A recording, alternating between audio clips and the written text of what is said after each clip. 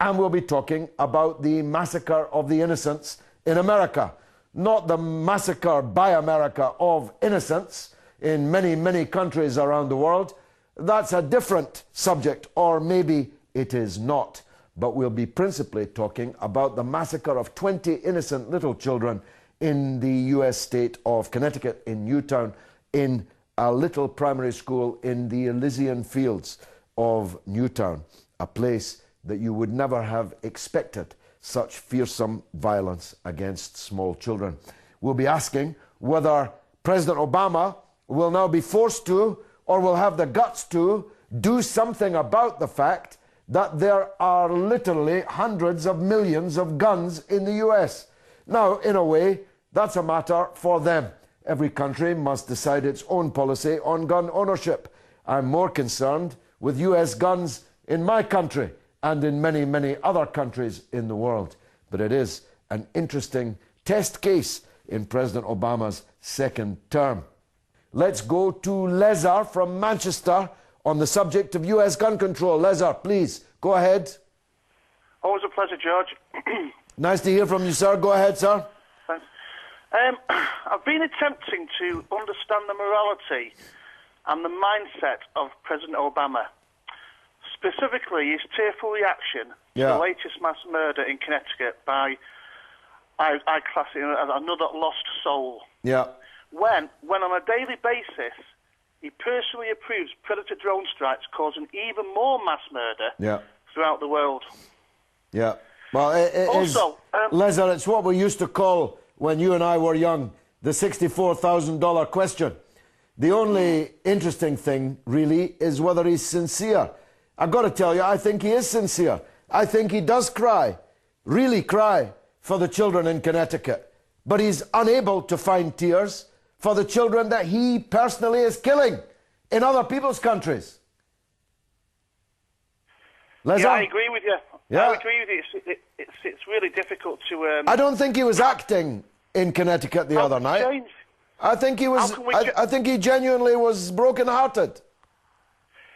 Yeah. So the other thing is, I used to blame the people in power for these situations, but I've come to understand that the average person has responsibility to act, each one of us. Yeah. Well, that's a fact, Lesar. I'm with you on that. I hear people all the time in these democracies talking about the government, the state, and the rest, but we get the government and the state that we deserve. We get the government and the state that we vote for. We could change it. If we only took the power, we could have it. Hopefully it'll change.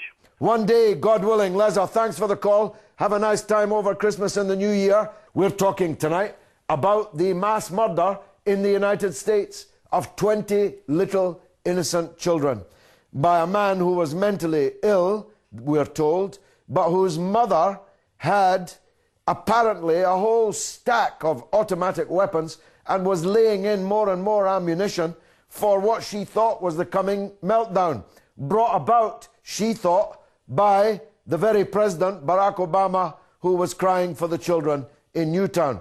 Just goes to show there are people in the United States even worse than Barack Obama. Abdul is in Durham in the United Kingdom, but he wants to talk about US gun control. Abdul, welcome to the show. Go ahead. Thank you, George. Yes, I mean, the U.S. gun control and this talk about, stopping the sale of assault weapons, which are already, I think, sold out now. Yes. The U.S. Constitution gives the citizens the right to bear arms. Yes. This is for the reason that the power will rest with the people, common people in America. And well, that's the theory, yeah. Yes. And the reason I'm worried is we all know that Congress has sanctioned a large kind of a reserve so that to put down rebellion and all that. And I think the reason is that the plan, they will not be able to send American citizens, all these teenagers from the Midwest who haven't even been out of their hometown, pack them and send them like cannon fodder, to die like in foreign lands. So although they queue up to do it, Abdul. Yes, I've seen them. I've been on so many internal flights in the United States, and there are soldiers on every plane, there are soldiers in every airport. They're allowed to disembark from the plane before everyone else. People clap them. down the aisle and so on. There's no diminution in the hunger for war and occupation in the United States, I'm sorry to say. Yes, but, okay, what about all these children being killed in drone strikes, Their parents are also having to pick the pieces off the house. Abdul, I put something up on my Facebook. You can check it, George Galloway MP. Go to the Facebook page, George Galloway MP. It was the busiest post I've ever made. 10,000 people liked it. 2,000 or something wrote comments. Thousands shared it, copied it. And it was making exactly the point that you're making now. That I believe that the President of the United States was sincerely upset by what happened in Connecticut. The problem is, he's unable to see the beam in his own eye for looking at the mote in other people's eyes. He fails to understand that he personally is responsible for the deaths of thousands of other people's children. There's a wonderful article in this week's Counterpunch, which is a US magazine edited by a man I greatly admire called Alexander Coburn. Look it up, counterpunch.org, I think it is. And its title is, Don't Arab Mothers Cry for Their Children? And of course, it's not just Arab mothers, it's Afghan mothers, it's Iranian mothers, potentially, it's Muslim mothers, it's mothers in it's Vietnamese mothers, Cambodian mothers. It's endless. The United States has made war against more than 50 countries since the end of the Second World War. They're unable to see that the blood of every person in those countries is the same color as their own, and that the mothers of the slain weep in those countries just like the mothers in the United States weep. But they just can't see that, Abdul. That's the problem. Thanks for a great call. Let's hear from Gary in Canada. Gary, welcome. Go ahead, sir. Good evening, George.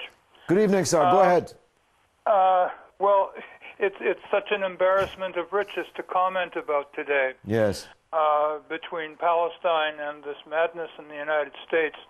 There's a curious connection that I'd like to introduce into this discussion, which is you have the Israelis who are living on stolen Palestinian land, and you have the American citizenry who have been living on stolen indigenous land from the beginning.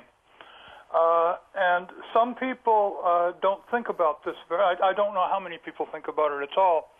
But, it's a fact that the Puritan Christians, the so-called first Europeans to settle the northeastern part of the United States, they would go off to church with guns in hand to protect themselves from these so-called Indian savages.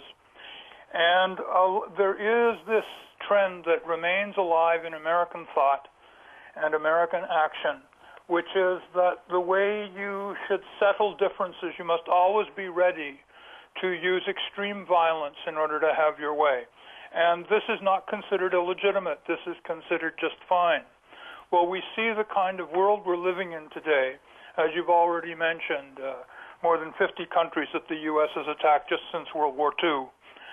Again, trying to settle matters with the gun, with violence first, that no contradiction should go unattacked with armed violence, with lethal armed violence.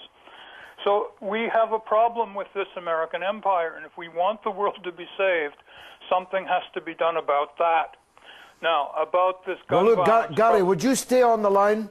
Because I want to talk to you about gun ownership in Canada, which is a greater, higher percentage, and gun ownership in the United States. And I want to explore some of the reasons for the fact that there are not these mass murders in Canada. Gary in Canada, please stay on the line because I need to take a very brief break now.